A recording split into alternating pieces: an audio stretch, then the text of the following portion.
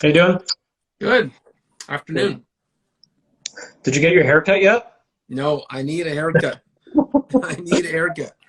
I saw your post, so on stories. More and more hairspray every day to keep it down so I don't look like a porcupine. Nice. So, good Friday so far? Yeah. Yeah, good. Okay. Lots to talk about here. So, Mississauga wants to be carved out of Peel and open up in red on their own. Why is this a bad idea for Brampton? So Brampton is ready to open, and I worry that when Mississauga and Brampton look dysfunctional and are pointing fingers at our ability to get reopened, our message should be clear. Peel is ready to reopen. Caledon's ready to reopen. Brampton's ready to reopen. Mississauga's ready to reopen. We need to stick together and show the province that we're ready. I'm not going to respond with with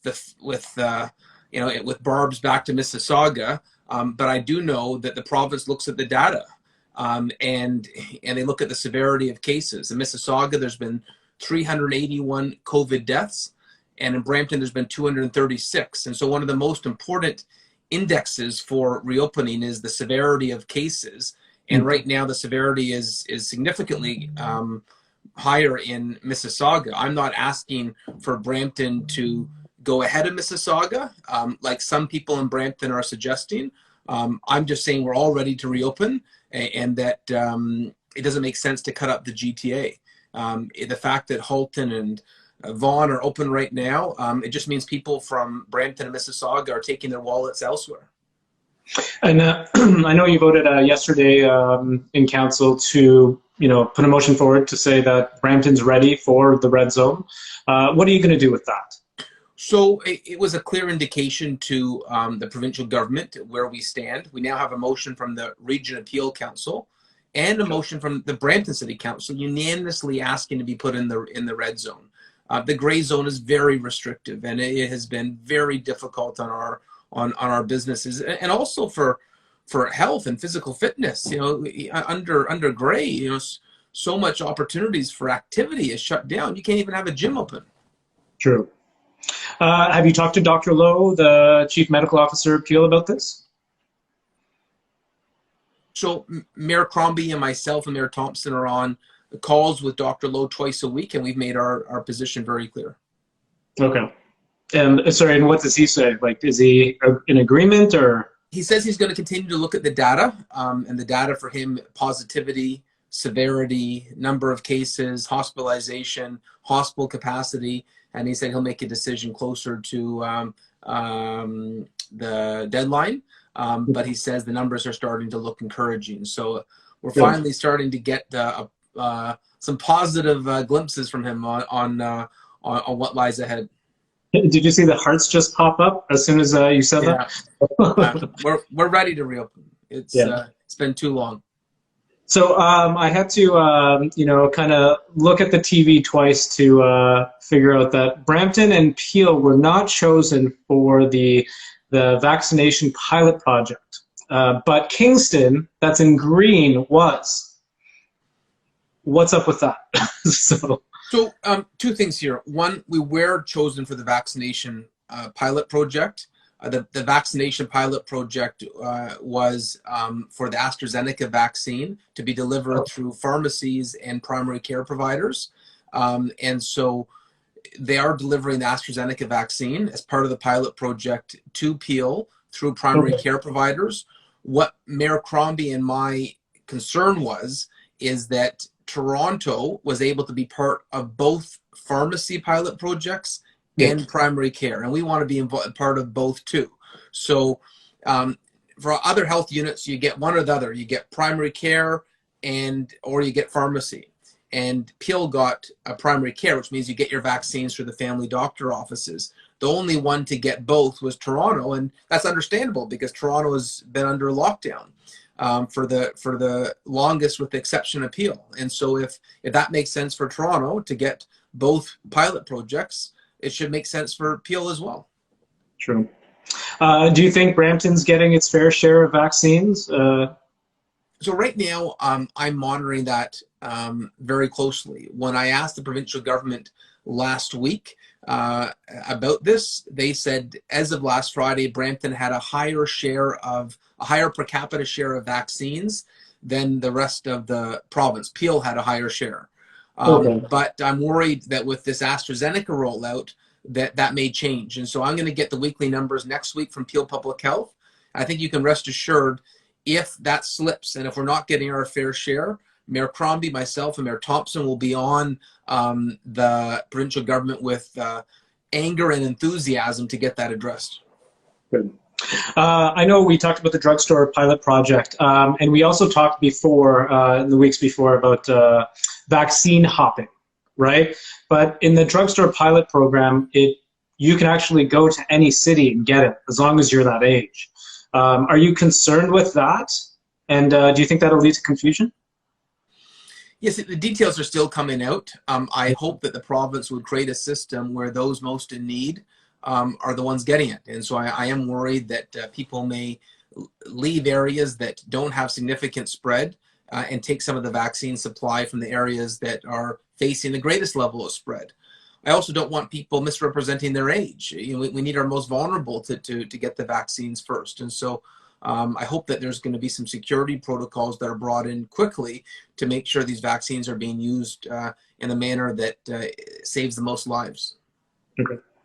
And how much confidence do you have in the new provincial vaccination portal website? I have confidence in our Peel online portals. Yeah. I think time will tell whether the provincial one is effective. Okay. Do you think the AstraZeneca vaccine is safe based on some of the countries that are suspending use of it? So Health Canada is very rigorous in looking at the data on vaccines, and they made a determination that it was safe for those under 65. I'm not a scientist. I'm not a physician. I trust our scientists and physicians to be doing the due diligence on its safety, and they have said that it's safe for those under 65. And so for that reason, Canada and the province of Ontario is only administering the vaccine for those under 65. This week, I saw you on the news saying, talking about Amazon, right? And the bus routes that had to be canceled because of, the COVID positivity within the buses. Why is the municipality being so kind of nice to Amazon? I bring this up and they always say we don't want to stigmatize businesses, but are we really afraid to stigmatize like Amazon? No international corporation, no matter how large they are, is more important than the safety, the health of a single resident. And I don't care how influential that company is. The safety and the health of our residents come first. And let me say two things. One, I know Amazon was upset when we canceled the transit route to Amazon, but I wanted to protect our transit operators, and they were concerned about outbreaks at the logistics center.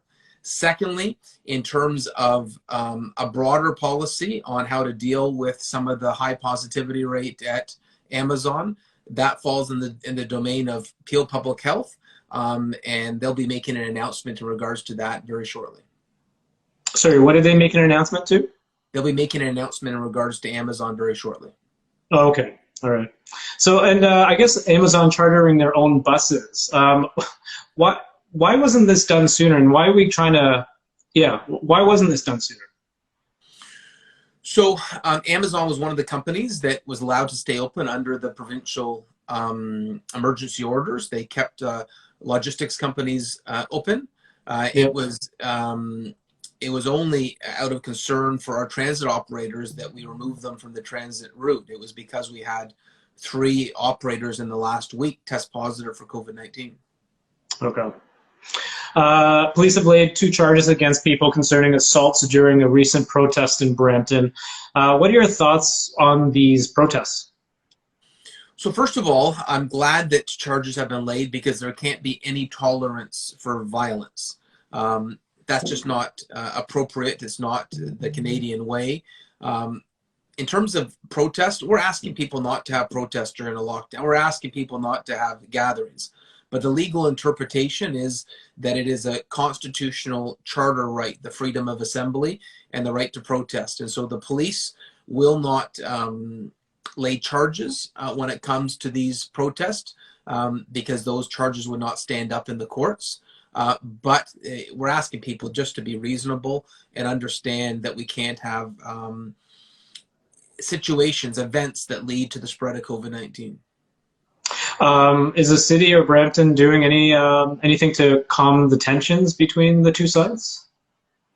So the city of Brampton is a mosaic of faiths and cultures, and I think the vast majority of residents believe in peaceful, respectful debate.